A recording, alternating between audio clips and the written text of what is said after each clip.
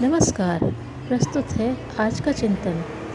एक भारतीय युवक ने तिब्बत जाकर बौद्ध धर्म तथा संस्कृति का अध्ययन करने की ठानी। अंग्रेज सरकार ने इसे व्यर्थ की बात कहकर अनुमति नहीं दी। को इस अनुमति की परवाह भी क्या थी। उसने देखा कि सरकारी प्रतिबंध तो उन सुगम मार्गों पर ही है जहाँ से जन साधारण का आना जाना होता है। दुर्गम मार्ग पर तो चौकी पहरा नहीं है। नेपाल की राह से जाने वाला दुर्गम मार्ग था, पर नेपाल में भी किसी भारतवासी को शिवरात्रि के बाद ठहरने नहीं दिया जाता था। युवक ने भेष बदलकर नेपाल में प्रवेश किया, फिर लद्दाखी का रूप बनाकर मार्ग के कष्टों तथा अभावों को झेलता हुआ तिब्बत पहुंच गया। इस सफलता ने उसे सिखा दिया कि पूरे मन से किया गया काम कभी असफल नहीं होता। 16 वर्ष की आयु में यह युवक अपने नाना के घर हैदराबाद दक्षिण से भाग आया था। उर्दू मिडिल तक पढ़ने के बाद उसने देखा कि इस प्रकार की शिक्षा से कुछ होना जाना नहीं है। उसे अपना ज्ञान भंडार पर्याप्त विस्तृत करना चाहिए। सन 1907 में घर से भाग आने वाला यह उर्दू मिडिल पास युवक अपनी संकल्प शक्ति, आपत्तियों से जूझने की क्षमता तथा परिश्रम के बल पर 1935 में संस्कृत तथा पाली का महापंडित त्रिपिटकाचार्य बन गया, जिसे राहुल सांकृत्यायन के नाम से सारा विश्व जानता है। बौद्ध धर्म के श्रेष्ठ विद्वानों में इनकी गिनती हुई। राहुल सांकृत्यायन भारतीय संस्कृति का उदात्त स्वरूप विश्व के सामने रखना चाहते थे। इसके लिए उन्होंने बौद्ध धर्म ग्रंथ की खोज करना आरंभ कर दिया। इस खोज में उन्होंने जान हथेली पर लिए पहाड़ों में घूमना पड़ा। भोजन और आवास की व्यवस्था की परवाह करना इन दिनों वे छोड़ देते थे। अपने काम में वे इतने लीन रहते थे। इसका उदाहरण है कि वे बीमारी के समय प्रमाणवर्तिक ग्रंथ का नाम ले रहे थे, जिसे उन्होंने स्वस्थ होते ही खोजना आरंभ किया और सफल हुए। देश पराधीन था। वे चाहते थे कि स्वयं भी इस आंदोलन में भाग लें। मन में द्वंद्व चला करता था, पराधीनता से लड़ूं या संस्कृति के क्षेत्र में खोज करूं। सन 1921 तथा 1924-26 में 2.5 वर्ष तक स्वतंत्रता आंदोलन में भाग लेने के कारण 2.5 वर्ष तक जेल में रहे।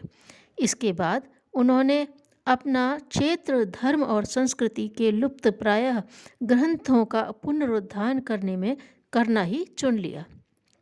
राहुल जी के कार्यों का ब्यौरा दिया जाए तो आश्चर्यचकित रह जाना पड़ता है। मनुष्य यदि करना चाहे तो क्या नहीं कर सकता। राहुल जी 2 दर्जन भाषाओं के विद्वान थे। इन्हें सीखने के लिए इन्हें देश विदेशों में भटकना पड़ा था। केवल भाषा सीखने में ही उन्होंने सारा समय नहीं गुजारा, वहाँ के इतिहास तथा दर्शन का भी गहन अध्ययन इन्होंने किया।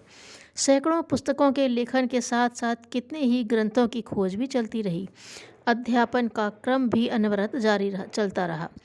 राहुल जी कहा करते थे कि इनमें कोई बड़ी बात नहीं है, इतना करना सबके लिए संभव है यदि करने की ठान लें। वे 4 पुस्तकें एक साथ आरंभ करते थे तथा एक से मन ऊब जाता तो दूसरे को लेकर बैठ जाते। इस प्रकार कभी उससे ऊबने की स्थिति उत्पन्न नहीं हुई। काम की चिंता उन्हें हरदम रहा करती थी।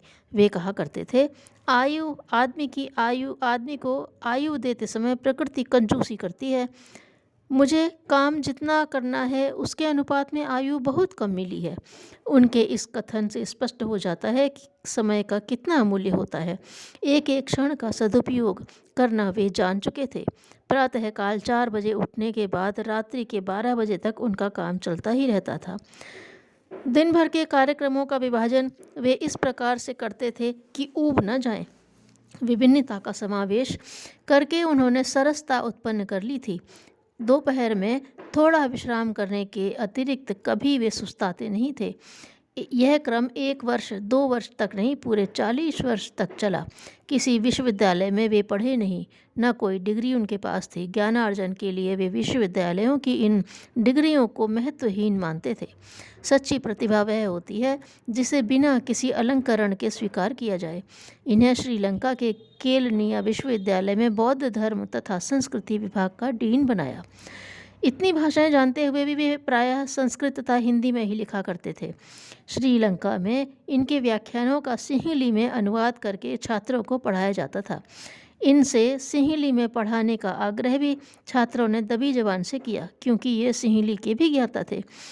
इन्होंने इस पर कहा कि भारतीय धर्म तथा दर्शन की इन 2 भाषाओं में ही ठीक ढंग से सही अभिव्यक्ति हो सकती है।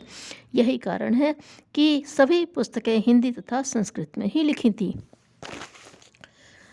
राहुल जी अपने विषय के प्रति इतनी एकाग्रता होती थी कि वे उसके साथ अपना आपा तक भूल जाते थे। इतिहास की घटनाएं, चाहे वे किसी देश काल की ही क्यों न हो, वे इस प्रकार बताते थे जैसे कि स्वयं दर्शक या उस घटना के पात्र रहे हों। वे कहते थे, मैंने उन ऐतिहासिक स्थलों की मिट्टी तथा पत्थरों को भी चखकर देखा है कि इनमें स्वाद कैसा है। स्मृति की विलक्षणता यह कोई नवीन नहीं। जिस विषय के प्रति उनकी जितनी एकात्मता स्थापित की जाती है, वह उतना ही स्थायी हो जाता है। उनकी मान्यता थी कि भूल जाने का कारण यही है कि ज्ञानार्जन के प्रति निष्ठा नहीं रखी गई, बेगार टालने की तरह अध्ययन भर किया गया। 60 वर्ष की आयु में भी वे उसी प्रकार काम करते थे जैसे कि युवावस्था में करते थे।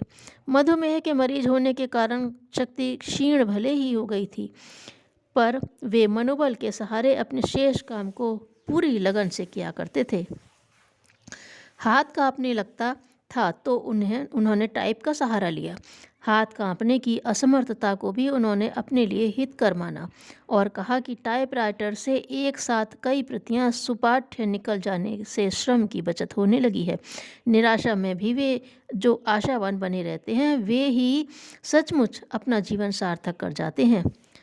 जो कुछ पढ़ा, सुना तथा देखा जाता है, वह स्मृति पटल पर अंकित हो जाता है। इन क्रियाओं के साथ जितना एकात्म स्थापित होता है, उतना ही वह ज्ञान स्थायी होता है।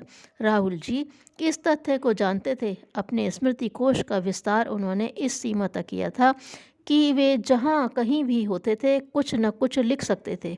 उन्होंने चलती रेलगाड़ियों तथा धर्मशालाओं में भी पुस्तकें लिखने का क्रम बंद नहीं किया। उन्हें संदर्भ के लिए पुस्तकें नहीं देखनी पड़ती थीं। उनकी तरह स्वाध्याय का स्तर कोई भी बनाए तो उसके लिए यह असंभव नहीं है।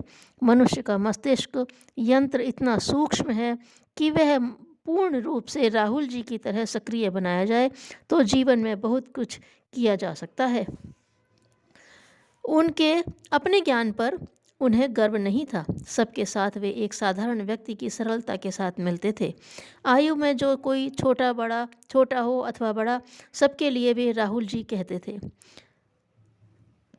भारतीय धर्म तथा संस्कृति के शोधकर्ता का यही रस स्वाभाविक भी था। राहुल जी अपने 65 वर्ष के जीवन में विश्व को बौद्ध धर्म के ग्रंथों में एक महान संपदा तो दे ही गए, साथ ही लोगों के लिए संकल्प, साहस तथा मनोबल का एक अनुपम उदाहरण भी प्रस्तुत कर गए। परिस्थितियाँ मानव की राह में रोड़ा बनकर तब तक ही आती हैं जब तक उसने अपने आप को कर्म के प्रति निष्ठावान नहीं बना लिया।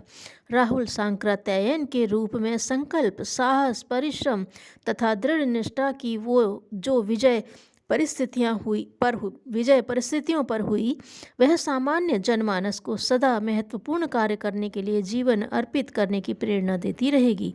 ऐसे ही कर्मयोगी विश्व मानव को दिशा दे सकते हैं। धन्यवाद।